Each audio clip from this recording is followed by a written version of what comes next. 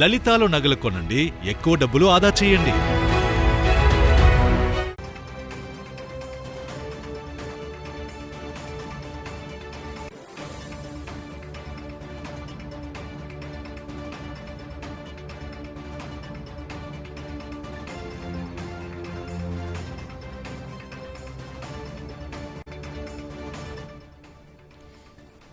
Breaking news చూస్తున్నాం. నేడు ప్రధాని మోదీతో తెలంగాణ సీఎం రేవంత్ రెడ్డి భేటీ కానున్నారు.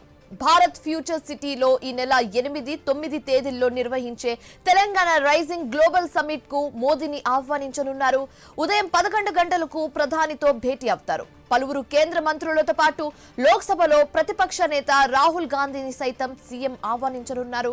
ఇప్పటికే ఏఐసీసీ అధ్యక్షుడు ఖర్గేను సీఎం రేవంత్ రెడ్డి కలిసి గ్లోబల్ సమ్మిట్ కు రావాలని కోరారు.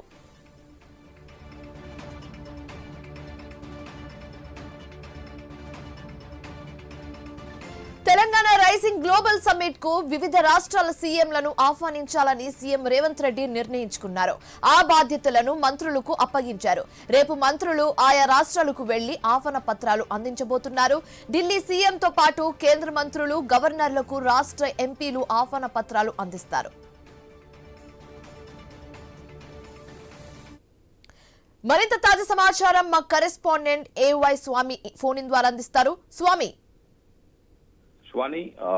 రాష్ట్ర ముఖ్యమంత్రి రేవంత్ రెడ్డి ఈ రోజు 11 గంటలకు ప్రధాని నరేంద్ర మోడీతోని సమావేశం కానున్నారు. ఈ సమావేశంలో తెలంగాణ రైజింగ్ గ్లోబల్ సమ్మిట్ కు ప్రధానిని స్వయంగా ఆహ్వానించడం కోసం ఆయన ఇప్పటికే అపాయింట్మెంట్ అడిగారు. అపాయింట్మెంట్ కూడా ఖరారైంది. దీంతో నిన్న రాత్రి ఢిల్లీ చేరుకున్నటువంటి సీఎం రేవంత్ రెడ్డి ఏఐసీసీ అధ్యక్షులు మల్లికార్జున ఖర్గేని కలిసి తెలంగాణ రైజింగ్ సమ్మిట్ కి నెల 8, 9 జరిగేటువంటి సమ్మిట్ కి రావాలని చెప్పేసి ఆహ్వానించారు. ఈ సమావేశం సందర్భంగా బట్టి విక్రమార్కతో కలిసి కూడా వెళ్లి సీఎం ఖర్గేను ఆహ్వానించారు. ఈ రోజు ప్రధానమంత్రి నరేంద్ర మోడీని కలిసి ఈ సమ్మిట్ కు ఆహ్వానిస్తున్నారు. దీంతో పాటు పలువురు కేంద్ర మంత్రుల్ని వివిధ రాష్ట్రాల గవర్నర్లకు కూడా ఇప్పటికీ ఆహ్వానాలు అందజేయాలని చెప్పేసి నిర్ణయించారు.